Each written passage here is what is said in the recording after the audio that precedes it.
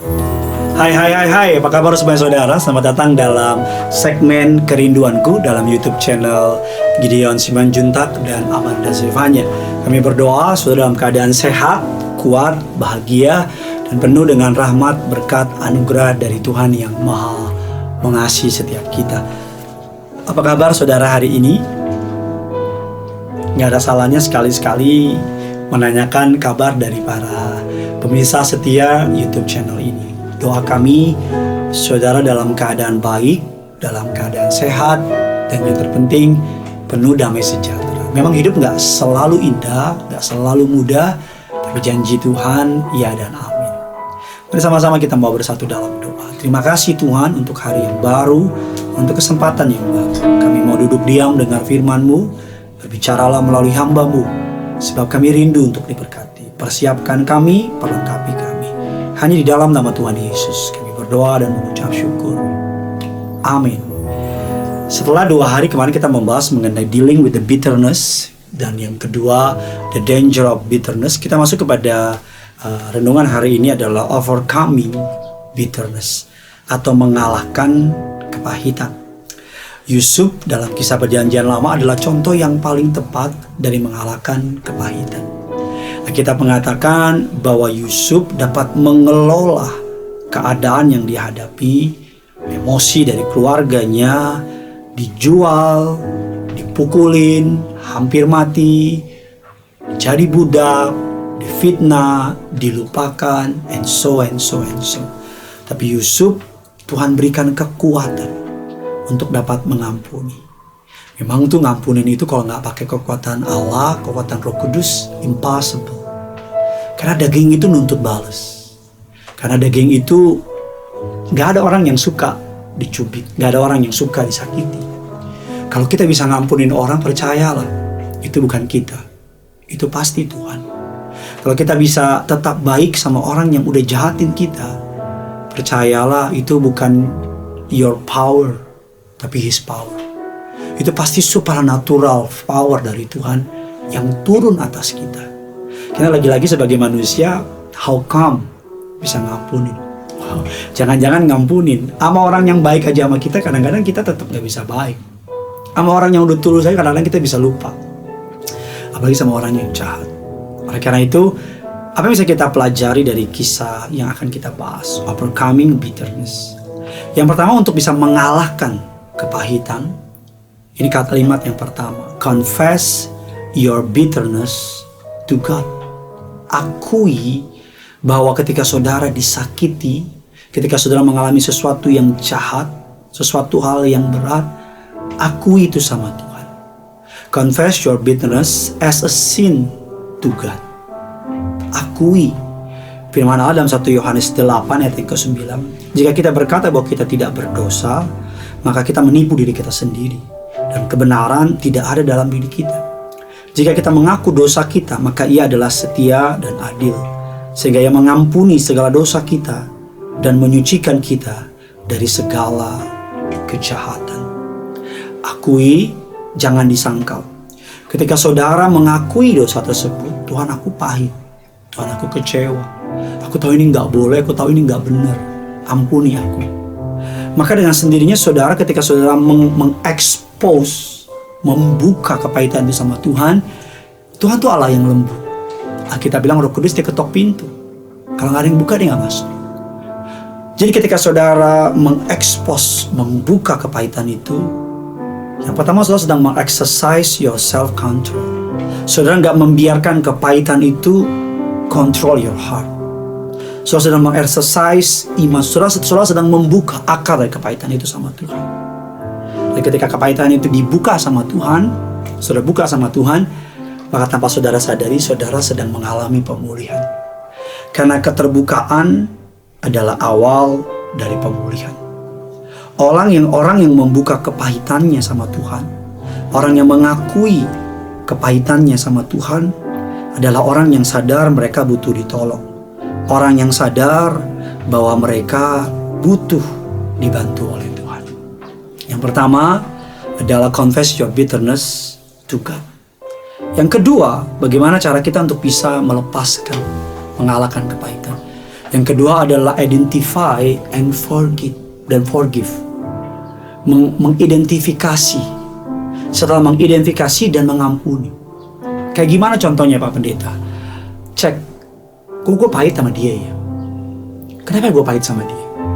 Kok gue kalau lihat mukanya kok sebel ya?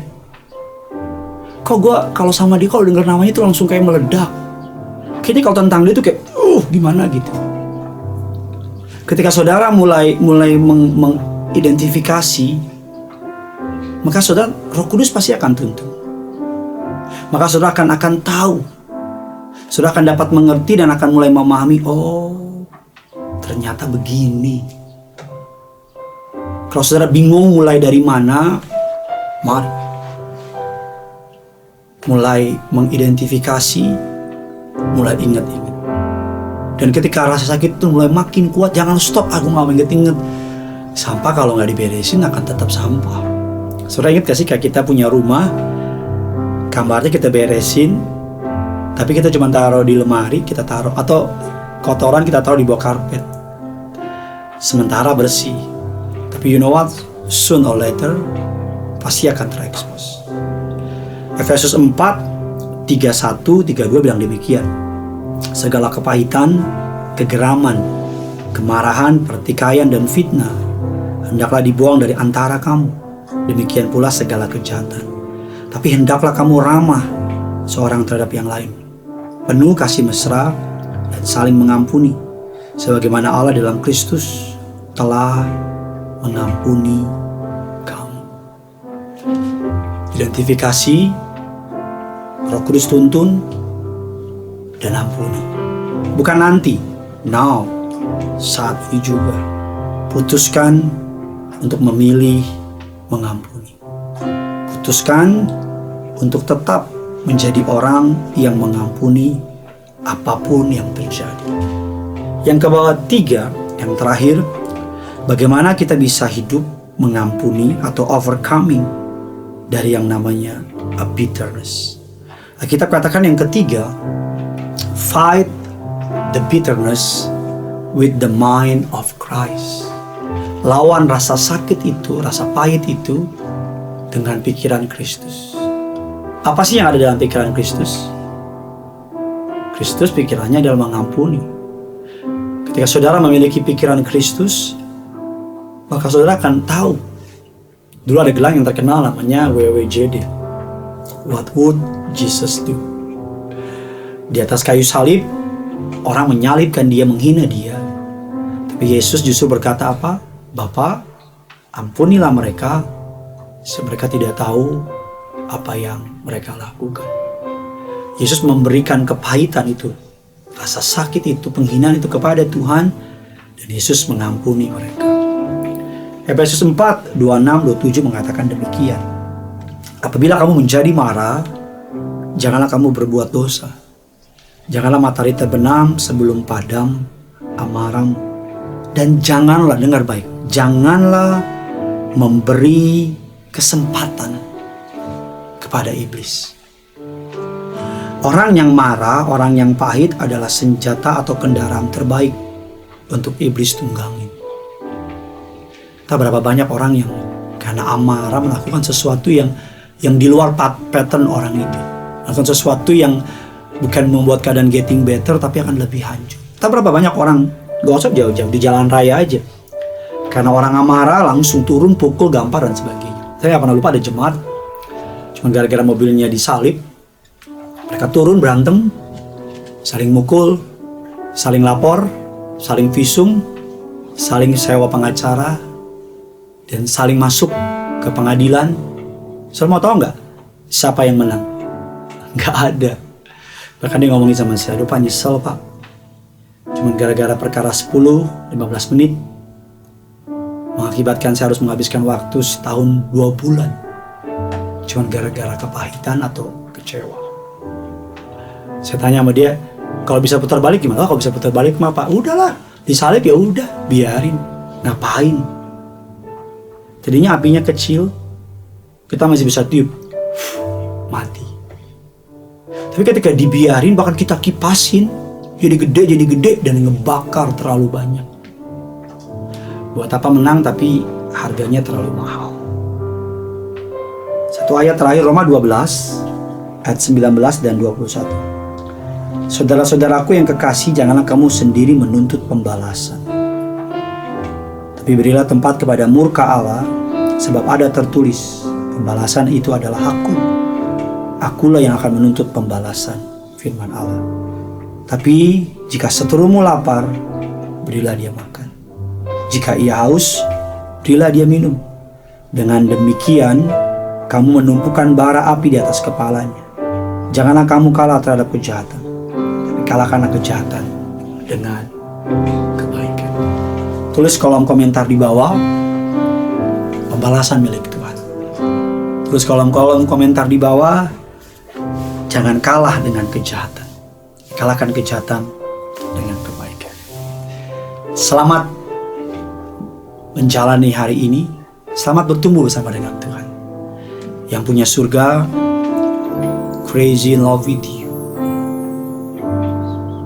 Mari sama-sama kita datang sama Tuhan. Haleluya. Mengampuni, mengampuni, lebih sungguh. Mengampuni, mengampuni, lebih sungguh.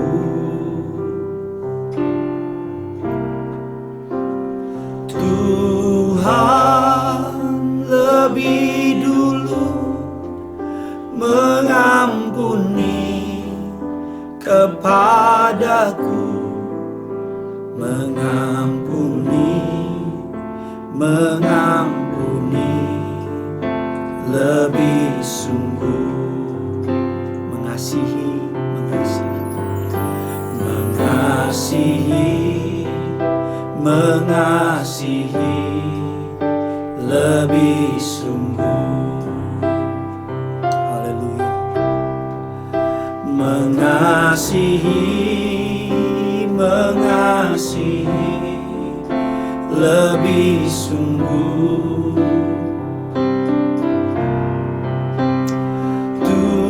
Tuhan lebih dulu mengasihi kepadaku, mengasihi, mengasihi, mengasihi, lebih sungguh. Katakan mengampuni, mengampuni, mengampuni, lebih sungguh.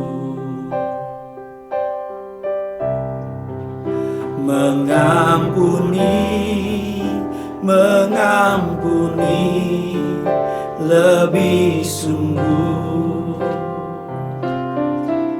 Tuhan, Tuhan lebih dulu mengampuni kepadaku, mengampuni, mengampuni, lebih sungguh. Katakan Tuhan lebih dulu mengampuni. Tuhan lebih dulu mengampuni kepadaku, mengampuni, mengampuni, lebih sungguh.